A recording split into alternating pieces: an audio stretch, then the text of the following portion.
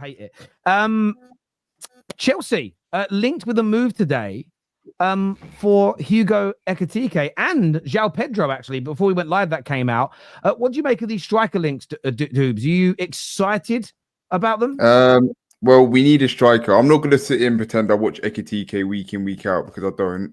I don't watch the Bundesliga. But end of the day, Chelsea need a striker, because Nicholas Jackson proved the other day that when we don't have a striker, we struggle, regardless if it's him or not. But he shouldn't be the only starting striker that we have at the club. I think Ekitike, from what I've heard of him, he seems like a fast, kind of dynamic striker that likes to get in behind.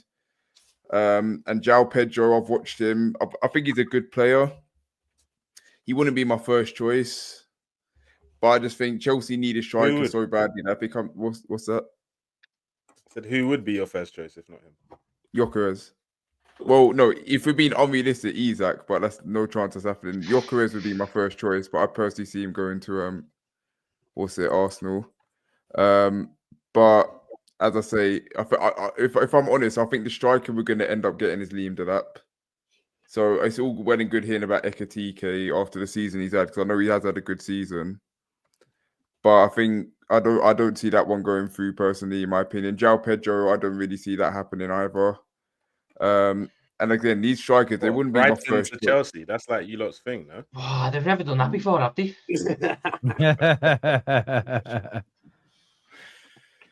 I don't see why Chelsea are going for this type of striker, to be honest. If you're going for an Ekitike and João Pedro, a team that's going for those should be a team that's got goals elsewhere in their attack. That's the one thing Chelsea don't really have.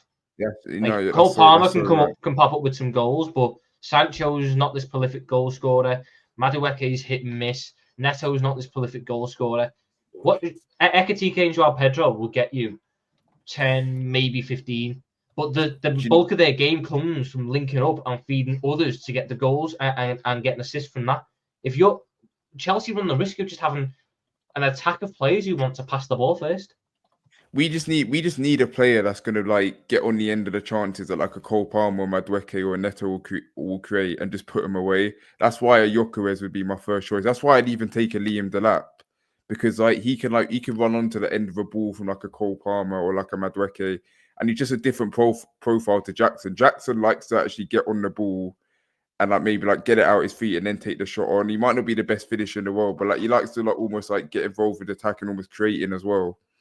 But we just need that out and out killer kind of striker that's just going to put his main job is just put the ball in the back of the net, and that's it. I don't know what David thinks of that, but that's just my opinion. Ekitike is just not.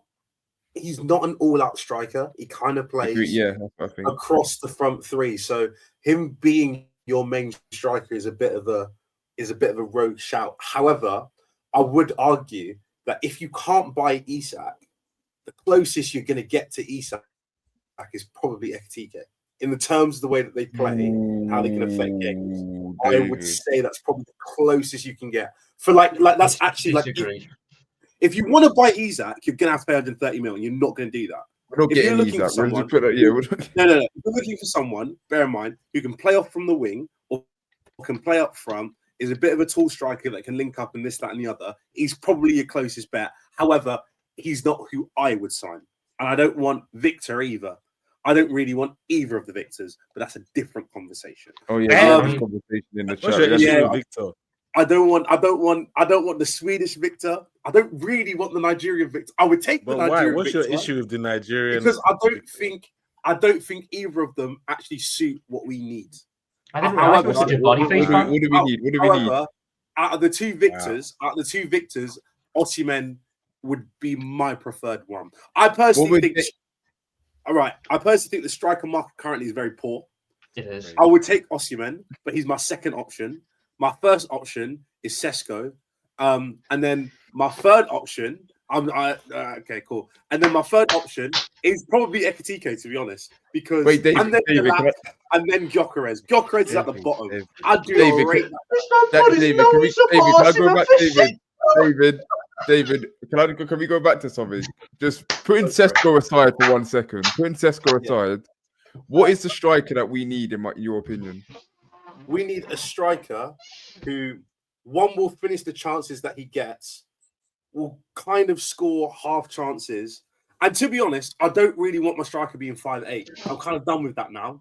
I want a big, tall guy that can hold up the ball and can actually strike the ball at the goal on target. Hence, why Osimhen is second and Sesko is first. Right? But you don't want Gyökeres. But I don't know, because I don't think Gyökeres can do that. Gyökeres is a transitional striker that finishes off chances if they fall to him at the right spot. So why is this? But he's not going to make them himself. He can't. Yeah, Sesko is a howler, man. I'm not gonna lie.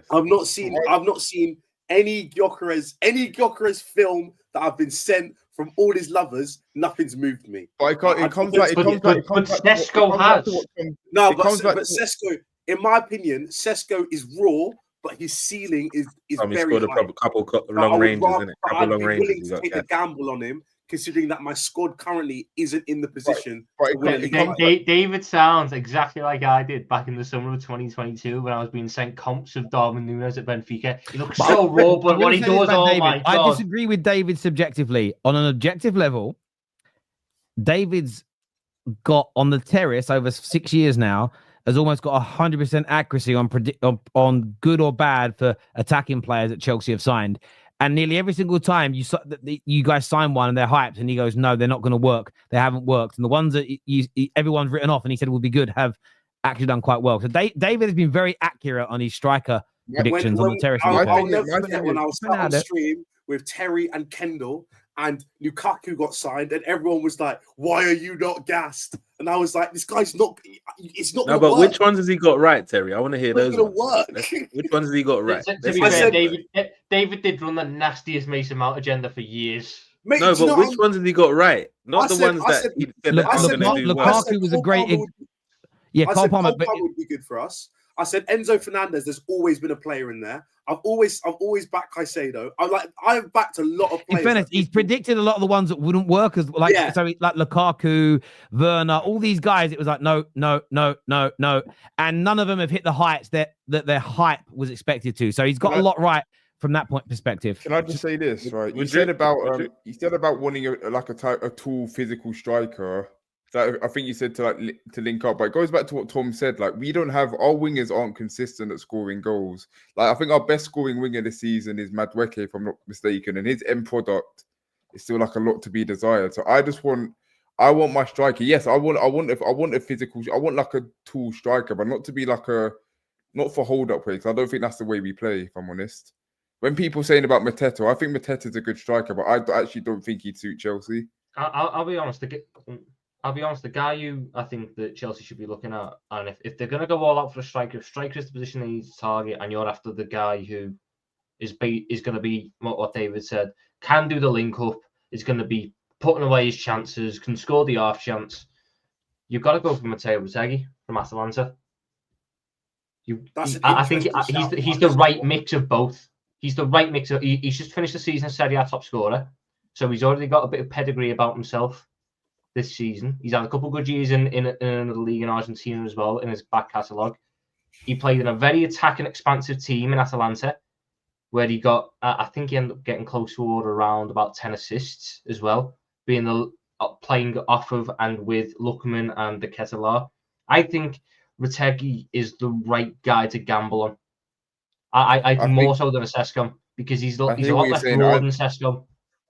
I haven't watched enough of him, but I hear what you're saying. If that is the kind of player he is, I think I'd taken Osimhen. I think it's going to happen. No, but I'd take him because the amount of times we cross the ball in, I think he'd be eating them chances up.